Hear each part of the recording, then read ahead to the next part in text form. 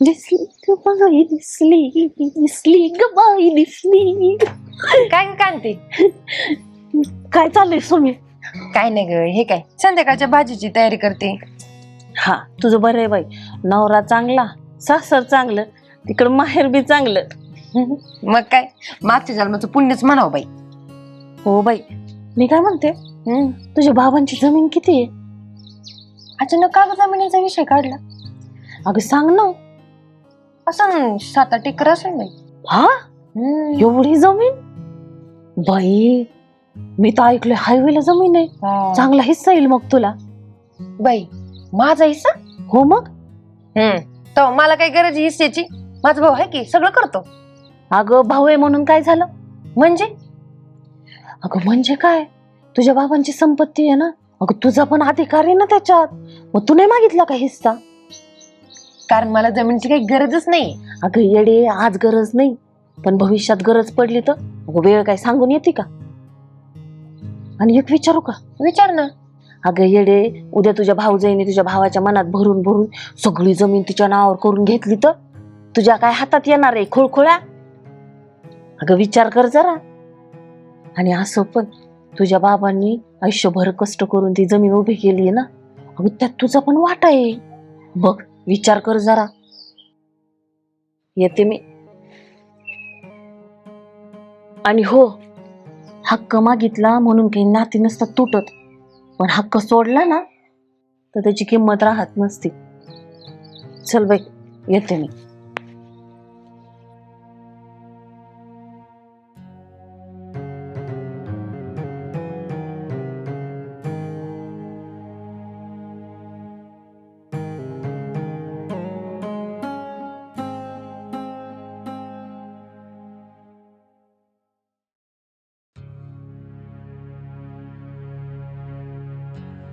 तुझ्या बाबांची संपत्ती आहे ना, अगं तुझा पण अधिकार आहे ना त्याच्यात.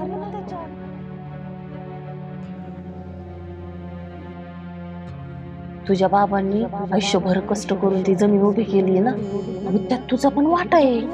बघ विचार कर जरा.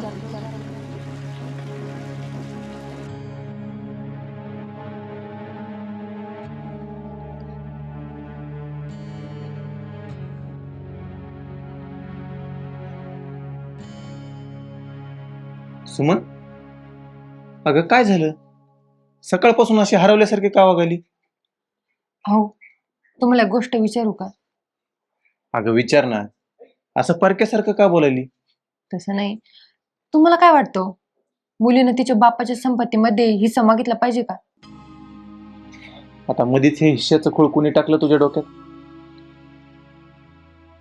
मी काय लहान आहे का कोणी मला सांगायला? मला सगळं कळतं आणि मला माहिती, बापाच्या संपत्तीमध्ये ना पुरीचा हक्क असतो आणि तो मागितला तर काय फरक पडणार आहे?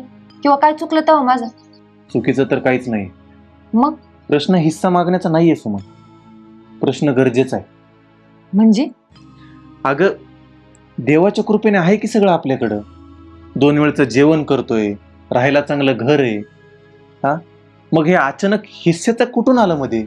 अहो पण तो हक्क आहे माझा. हक्क आहेच ना तुझा, पण त्या हक्कासाठी तुझ्या भावासोबतचं नातं दुखावलं तर? माझा भाऊ नाही तसा. तेच सांगतोय मी. ज्या भावाने लहानपणापासून तुला जीव लावला त्याच्यासमोर हा प्रश्न टाकताना जरा विचार कर सुमन. तुम्हाला काय वाटतं, मी चुकीचा विचार करते का? मला एवढंच वाटतंय की हा विचार तुझ्या मनात स्वतःहून आलेला नाही, म्हणजे कुणीतरी भरवलंय तुला. हे बघ सुमन, नाते जोडायला आयुष्य लागतं, पण ते तुटायला ना एक शब्द सुद्धा पुरेसा ठरतो. अहो पण मी फक्त माझा हक्क मागणार आहे. पण मग तुझ्या दादाला जर वाटलं की माझ्या ताईचा माझ्यावर विश्वास नाही तर? एक गोष्ट सांगू, सांगा ना. आपल्या लग्नासाठी कर्ज घेतलं ते तुझ्या बाबानंतर कुणी फेडलं ग? भाऊनी. आपला मुलगा आजारी होता त्यावेळेस रात्रभर दवाखान्यात कोण बसून होतं? भाऊच. आजही तुला अडचण आली तर सगळ्यात आधी कोण धावून येईल?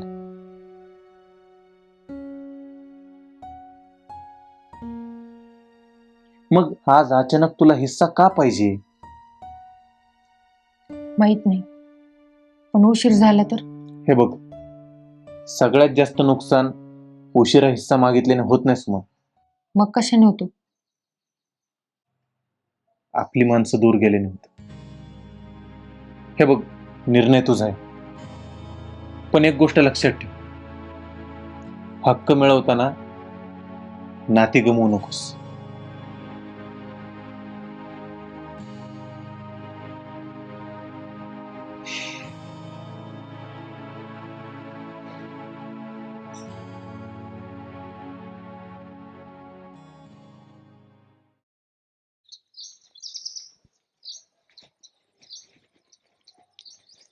कांता कुठे निघाली? अगं घरी. हा का? का ग सुमी, बोलली का भावाला? नाही ग, नाही बोलले. का ग? अगं हिंमतच होय ना. हिम्मत कसली आली तर? अगं सगळी दुनिया बहिणीचा हिस्सा मागते आणि म्हणे हिम्मत व्हाय ना माझी. अगं मी माझ्या नवऱ्याला बोलले, पण तो बोलला की तुझ्या भावाला वाईट वाटल. माझा भाऊ तसा नाहीये ग. अगं तुझा भाऊ वाईट नाही, कोणाचा भाऊ वाईट असतोय? पण उद्या परिस्थिती बदलली तर? मला सांग, तुझ्या बापाने कधी मुलगा आणि मुलगीत फरक केलाय का? मग त्याच्या संपत्तीत कशाला हवाय फरक? बघ बाई, आज नाही ऐकलंस ना तर उद्या पश्चाताप करत बसशील, आणि उद्या माझे बोलणं आठवलं ना तर रडत बसशील. पण त्यावेळेस ना वेळ निघून गेलेली असणार आहे. तुझं बरोबर आहे ग, पण माझ्या भावाला वाईट वाटल. त्याला वाईट वाटलं का मला ते बघावणार नाही. त्याने माझ्यासाठी लय काय काय केलंय ग. अगं वाटून वाटून किती दिवस वाटून, 1 दिवस 2 दिवस, पण नंतर सगळं ठीक होईल बघ. खरंच का? हो मग. अगं हिस्सा मागितल्याने कुठं नातं तुटत का? मी काय म्हणते, जा आणि एकदाचा ठणकाव स्पष्ट सांग त्याला. आणि तू जर लई नाटकं करायला लागला का नाही, त्याला सांग सरळ कोर्टात भेट म्हणून. अगे लगेच तयार होईन सगळं द्यायला. माहितीये का तुला? अगं ह्या भावांना अशी कोर्टाचीच भाषा कळती.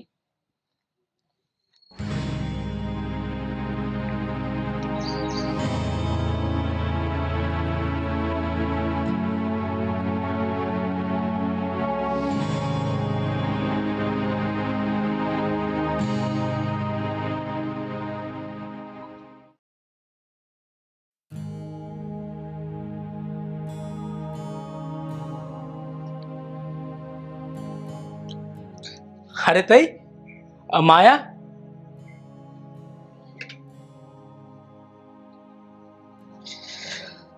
अगं मला फोन करायचा, मी येणार असतो तुला घ्यायला. तायडे, घरी सगळं ठीक आहे ना? सगळं ठीक आहे. मला जरा महत्वाचं बोलायचं होतं. अगं बोल ना मग. दादा, मला बाबांच्या जमिनीतला हिस्सा पाहिजे. काय बोलतेस ही पोरी तू? तुझा हिस्सा कुणी तुझ्या डोक्यात भरवलं ग हे खोळ? ते सगळं जाऊ दे आई, मला माझा हिस्सा पाहिजे. अगं तायडे, तुला तुझा हिस्सा मिळणारच आहे, पण तुला हे अचानक कसं काय सुचलं? अचानक नाही दादा, मी खूप विचार करून बोलते. सुमन, तुला कधी काय कमी पडू दिलं का ग? अगं एवढ्या चांगल्या ठिकाणी तुझं लग्न लावून दिलं. एवढा चांगला नवरा आहे तुझा, का तुझ्या नवऱ्यानेच काय भरवलं तुला? आई, त्यांनी नाही भरवलं मला काही. उलट ते मला म्हणत होते की कशाला जाती, आहे ना आपल्याकडे एवढं सगळं. मग काय? अगं हिस्सा मागणे हा माझा अधिकार आहे आणि तो मला मिळालाच पाहिजे. अगं तायडे, एवढ्यासाठी तू इकडे आलीस? अगं मला फोन केला असता तर मी स्वतः आलो असतो सगळे कागद घेऊन. हे बघ, जे तुझं आहे ना ते तुला मिळणारच. विठ्ठल, अरे तू हे काय बोलतोयस?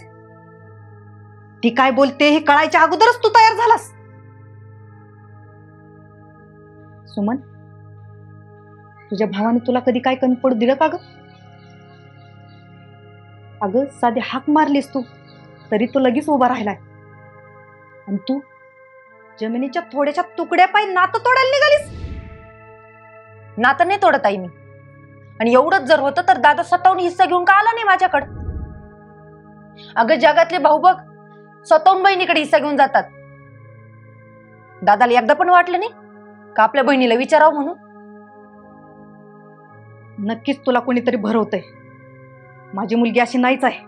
आई, ताईचा हक्क आहे तो आणि ती बरोबर बोलते. माझंच चुकलं. मी स्वतःहून तिला हिस्सा द्यायला पाहिजे होतं. पण ताई तू काळजी नको करू. मी सगळे कागदपत्र घेऊन येतो आणि तुला तुझा हिस्सा देतो. चहा घ्या आई.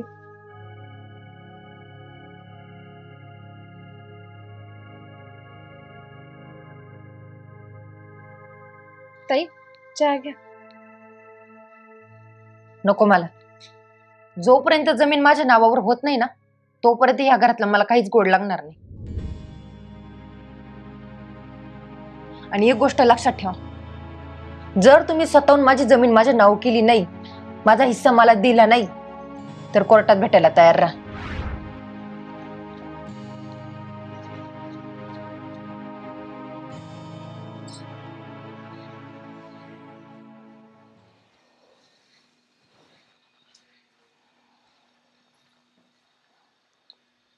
हो चला ना जेवायला. मला भूक नाही.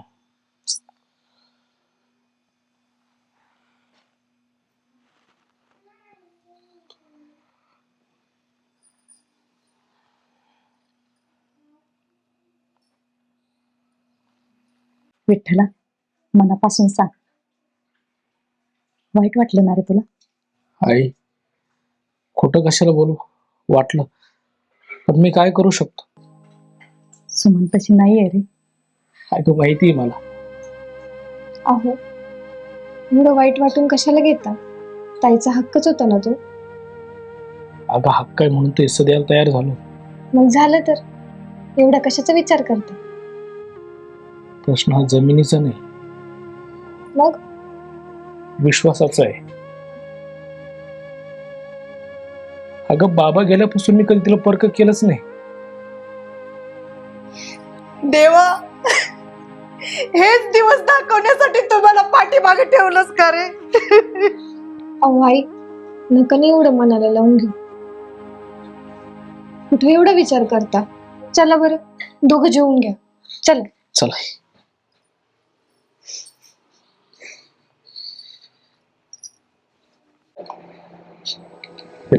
इथे सही करा.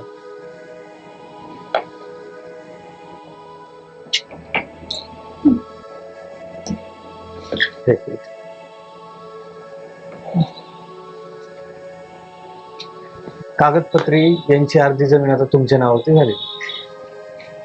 ताई, आता तात्याचा तुला अर्धा हिस्सा दिलाय. तू नाराज तर नाही ना? नाही, मी तर लई खुश आहे बघ. ठीक आहे. थँक्यू.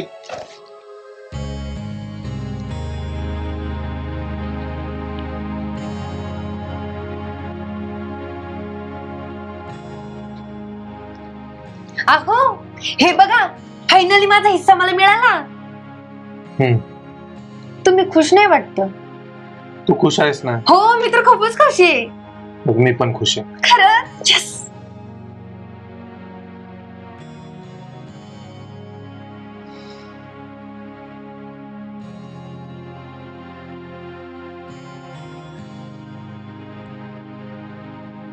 बाबा, आज तुमच्याच आशीर्वादामुळे हे सगळं शक्य झालं.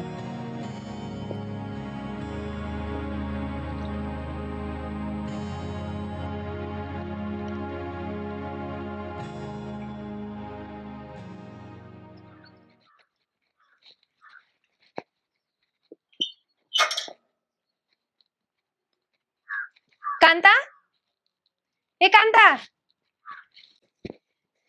अगं कांता तू इथे आहे बाई. हो मी तुला खाली शोधते. एवढी खुश? हा ना, अगं मी खुश खबर घेऊन आले. तुझ्या सांगण्यावरून मी भावाकडून हिस्सा घेतला. बाई, लयच भारी झालं काय? हा ना, ये गे तोंड गोड कर. बरं चल, गल्लीतल्या बायला मला ना पेढे वाटायचे. हा वाट वाट, लय भारी झालं बघ.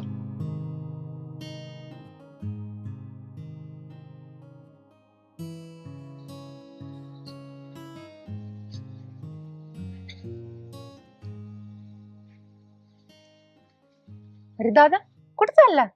काय नाही, वावर कोण चक्कर मारून येतो.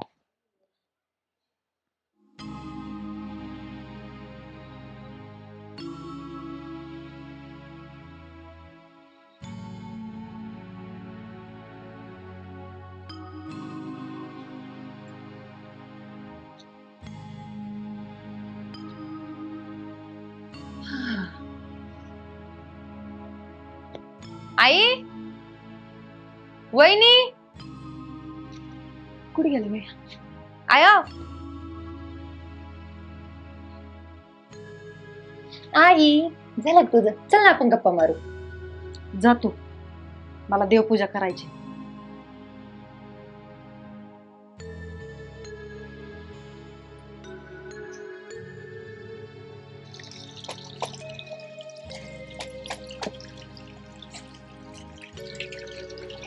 वहिनी, बघू इकडे कपडे धुते मी. नको, राहू द्या.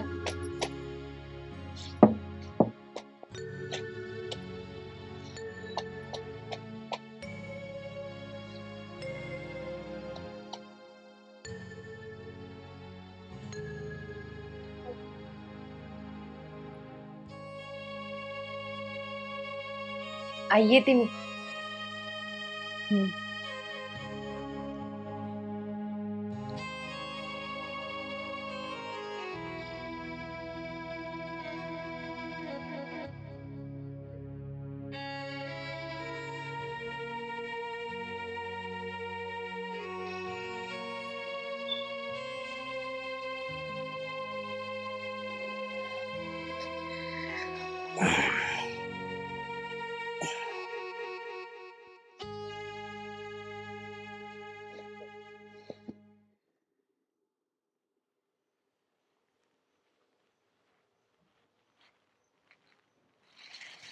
अहो, एक विचारू का?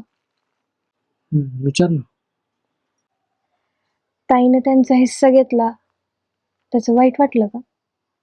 वाईट वाटलं, पण तो तिचा हक्कच होता ना. बरोबर आहे. मग अहो, दिवसभरापासून एका गोष्टीचा विचार करत होते. कोणते? आपली जमीन वाटली गेली, पण आईची जबाबदारी मात्र तशीच राहिली. अहो, माझं चुकत असेल तर सांगा मला. बोल ना. ताईंनी त्यांचा हिस्सा घेतला, योग्यच आहे ते, पण आईवर सुद्धा त्यांचा तितकाच हक्क आहे ना.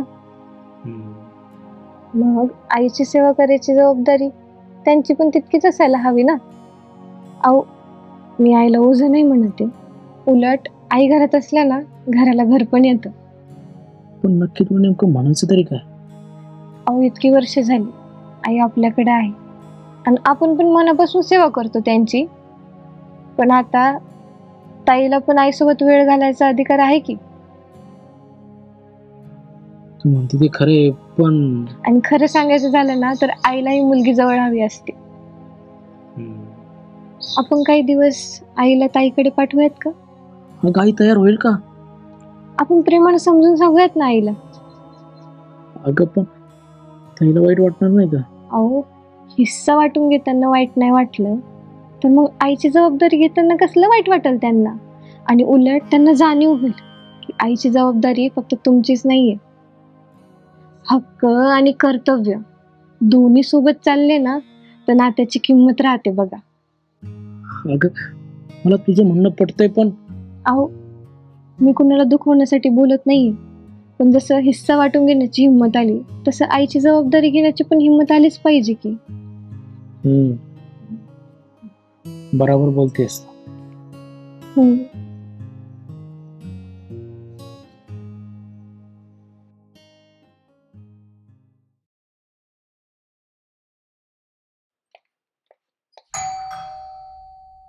अहो, अहो, कोण आलंय बघा. हो, अरे विठ्ठल भाऊ, अगं तुझं सगळं कुटुंब चालय. या, बसा.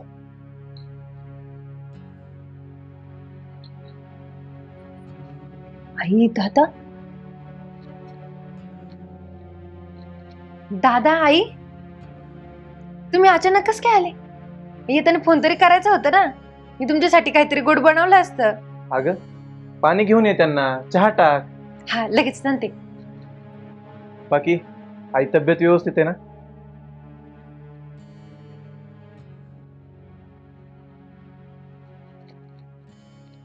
ठीक आहे पाणी. पाणी नको. काय झालं? एवढे सगळे शांत काय आहेत?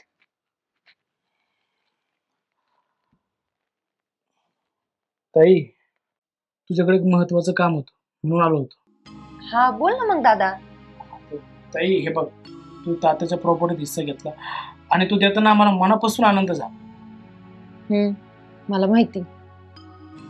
मी हिस्सा घेतला म्हणून तुम्ही कोणच माझ्यासोबत नीट बोलत नाही. अगं तसं काही नाही ताई. मला सांग, जसं वडिलांच्या प्रॉपर्टीवर तुझा हक्क आहे तसं आईवर पण आहे ना, बरोबर ना? म्हणजे म्हणजे आता आईला सांभाळण्याची जबाबदारी आपल्या दोघांची सारखीच आहे ना, बरोबर ना?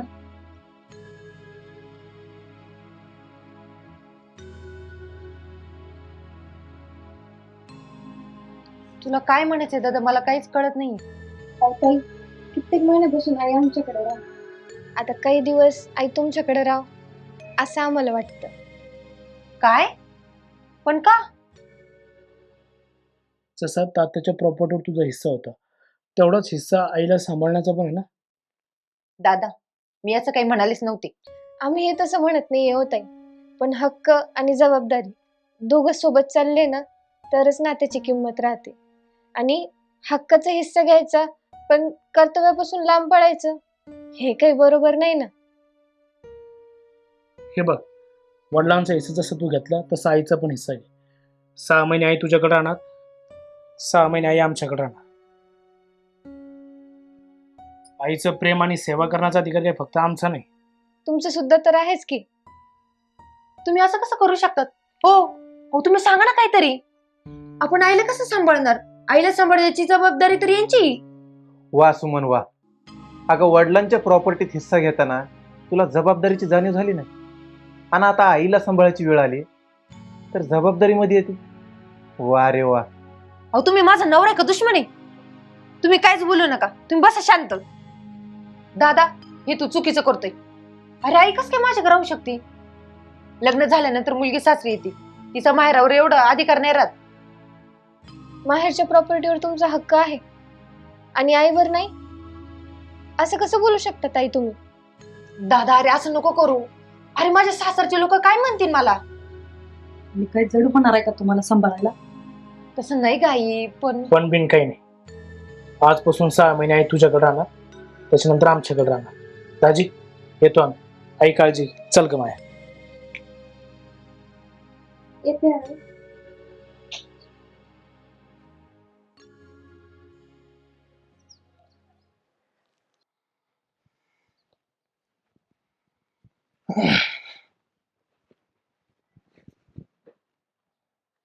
अहो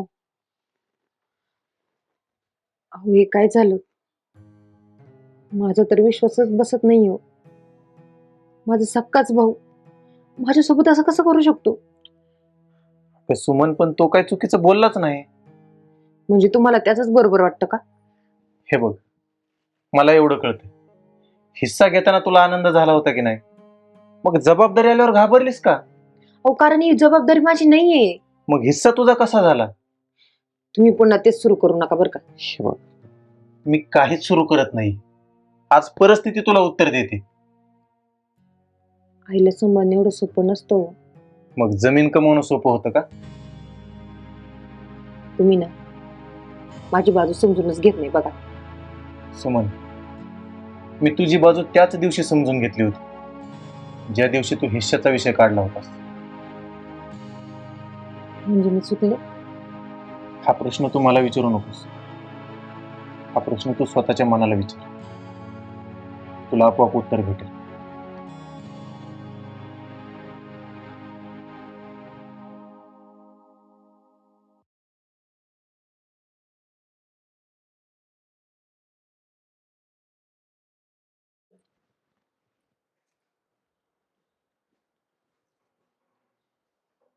आई मी काय एवढं वाईट केलं ग? मी काय बोलू पोरी? अगं मी फक्त माझा हक्कच मागितला होता ना. हक्क मागितलास ते चुकीचं नाही केलंस तू, पण हक्काबरोबर कर्तव्यही येतातच हे मात्र विसरलीस तू. बाळा, अगं साधी गाय जरी घरात विकत घेऊन आलं ना तरी तिची काळजी घ्यावी लागते. शेती घेतली की तिची मशागत करावी लागते. मग आई वडिलांचा हक्क घेतलास, त्यांची जबाबदारी घ्यायला नको? आई, मी हा विचारच नव्हता केला ग.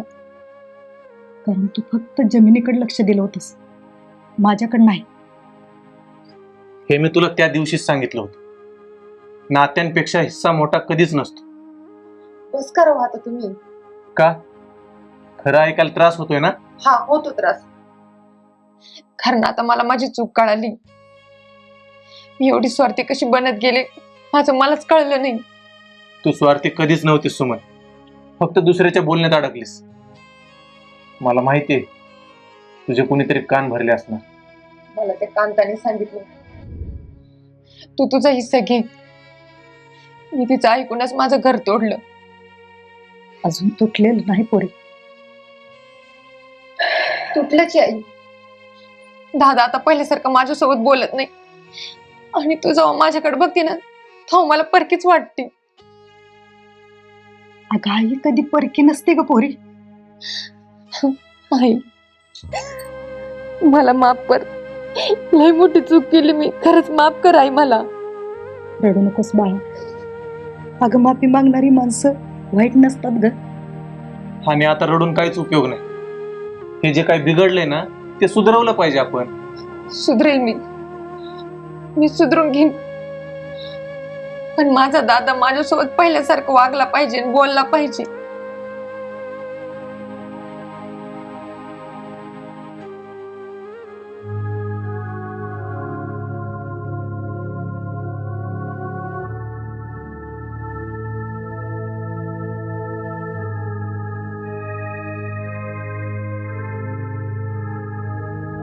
जसं वडिलांच्या प्रॉपर्टीवर तुझा हक्क आहे, तेवढाच हिस्सा आईला सांभाळण्याचा पण आहे ना. हक्क आणि जबाबदारी दोघं सोबत चालले ना तरच नात्याची किंमत राहते.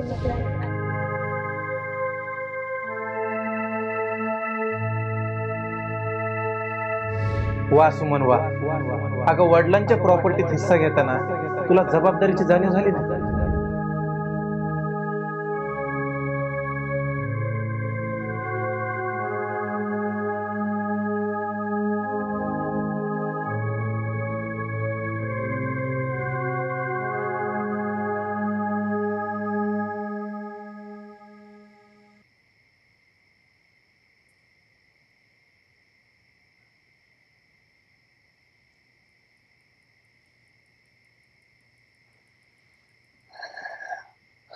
आई,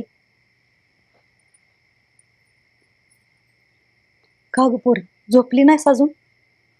नाही आई, झोपच येत नव्हती का?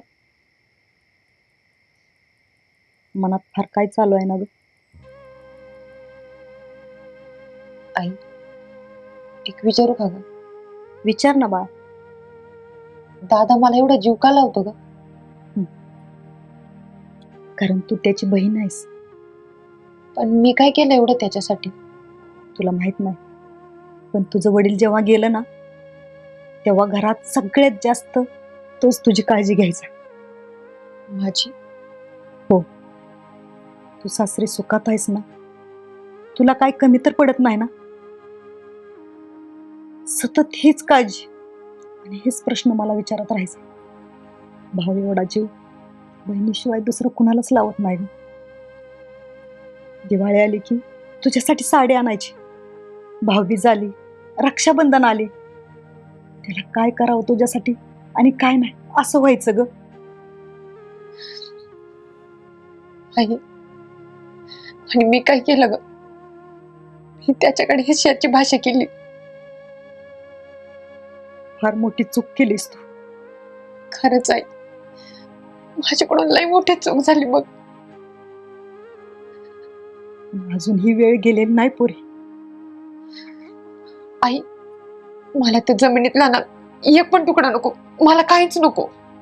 हे तू अगोदरच विचार करायला पाहिजे होता. दादा मला माफ करेल का ग?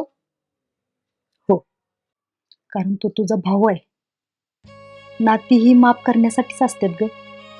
आई, मी उद्या दादाकडे जाते आणि त्याचे पाय धरून मी माफी मागते. खरंच चुकलं माझं. मला त्याची जाणीव आता होती. मी लई मोठी चूक केली. आई, मला तू माफ करेल ना ग? खरंच खरं पोरी, अगं देव आपल्याकडून कधी कधी अशा चुका घडवून आणतो ना, ते फक्त आपली माणसं ओळखता यावीत म्हणून. आई, नको रडूस बाळ, गप्प.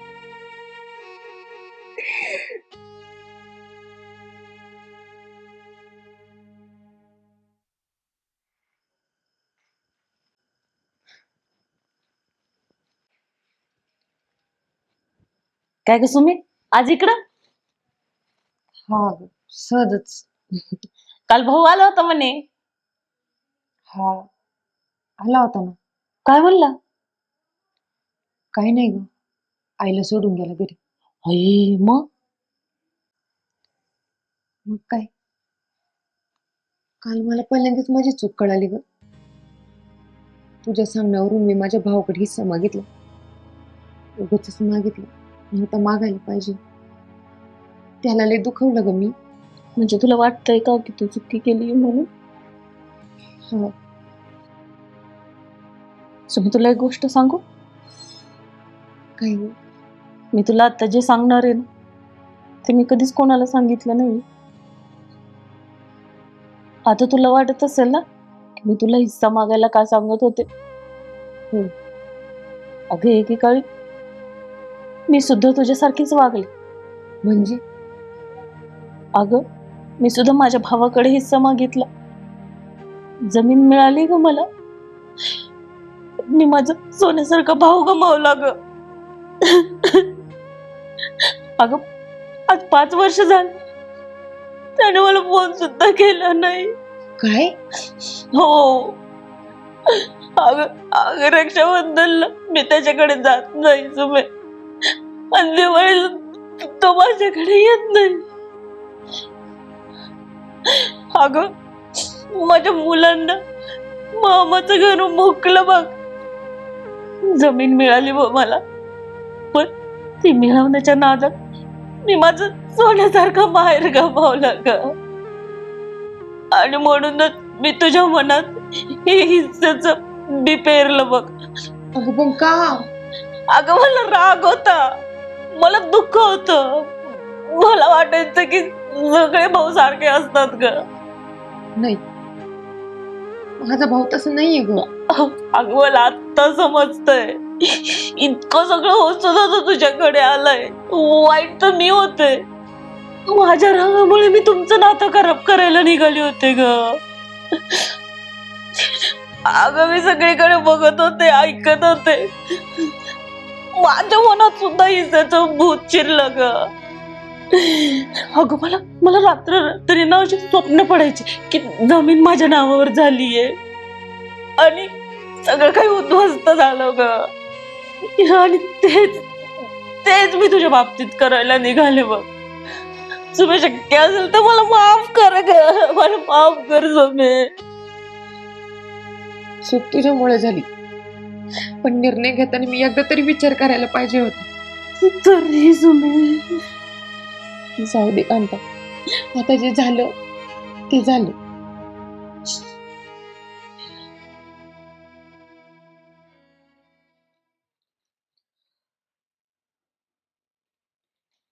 दादा, दादा चुकलं माझं, मला माफ कर दादा. दादा खरंच चुकलं माझं. अगं काय झालं? उठ तू बस. मला मोठी चूक झाली दादा माझ्याकडून. अगं झालं काय? तिथं सांग मला. हा, काय झालं? नाही दादा, आज मला बोलू दे. ज्या भावाने आयुष्यभर मला प्रेम दिलं, आधार दिला, त्याच भावाकडे मी हिश्श्याची भाषा केली, त्याला कोर्टात घेऊन जाण्याची धमकी दिली. माझ्यासारखी पण कोणत्याच भावाला नाही मिळाली पाहिजे. आज मला माझी स्वतःचीच लाज वाटते दादा. मला वाटलं मी माझा हक्क मागते, पण खरं तर मी माझ्या भावावरच संशय घेत होते. दादा, मला काल रात्री एक गोष्ट कळली की आजकालचे बहीण भाऊ हिश्श्यासाठी एकमेकाशी लढतात, कोर्टात जातात, वर्षानुवर्ष बोलत नाही. आई वडील जिवंत असताना जपलेली नाती ही एका कागदाच्या तुकड्यासाठी सगळी संपवतात. मी पण त्याच रस्त्याला चालले होते, पण माझे लवकरच डोळे उघडले. दादा, हे घे, मला नको हिस्सा. अगं तायडे काय करतेस? नाही दादा, नाही, मला नाही पाहिजे, जमीन नको, काहीच नको. मला माझा भाऊ पाहिजे. पैसा कमावता येईल, जमीन विकत घेता येईल, पण एकदा तुटलेली नाती ही पुन्हा लवकर नाही जुळायची. आज मी सगळ्या बहिणींना एकच सांगू शकते की तुम्ही हिश्श्यासाठी ना आपल्या भावासोबत नका लढू, नका कोर्टात जाऊ. कारण कोर्ट तुम्हाला जमीन देईन, पैसा देईन, पण एकदा हरवलेला भाऊ पुन्हा नाही देणार. माझं माहेर म्हणजे मला ती जमीन कधीच नव्हती. माझं माहेर म्हणजे माझं भाऊची. राखीच्या दिवशी ज्याच्या हातावर आपण राखी बांधतो तोच माणूस नसेल तर त्या पैशाचं काय करायचं? आपल्याला आधार देण्यासाठी जर माणूसच नसेल तर त्या जमिनीचं काय करायचं? दादा, खरंच माझं चुकलं, मला माफ कर रे. खरंच माझी लई मोठी चूक झाली. हे तायडे, अगं भाऊ कधी बहिणीला माफ करत असतो का? अगं बहीण कधी चुकतच नसते. आता तू माझा आहे, तू हा हिस्सा मला द्यायला आलीस ना, पण हा हिस्सा मला नको, तुझ्याकडेच राहू दे. हा तुझा हक्क आहे, तुझा हिस्सा तुलाच ठेव. दादा, कारण तू सिद्ध करून दाखवलंस की पैशापेक्षा नातं खूप महत्वाचं असतं. म्हणून आजपासून हा हिस्सा तुझाच राहील. पण दादा, माझी एक गाठ आहे, कोणती? आजपासून ही जमीन तुझ्याकडेच राहील, पण आपल्या दोघात पैसा कधीच नाही आणायचा. कधीच नाही दादा. आज माझी दोन्ही लेकरं जिंकली. कारण इथं हिश्श्याचा नाही तर नात्याचा विजय झाला. आणि हाच तर खरा वारसा आहे. आई, मला आज समजलं, वारसा हक्क हा संपत्तीचा नसतो. वारसा हक्क हा आई वडिलांच्या संस्काराचा असतो.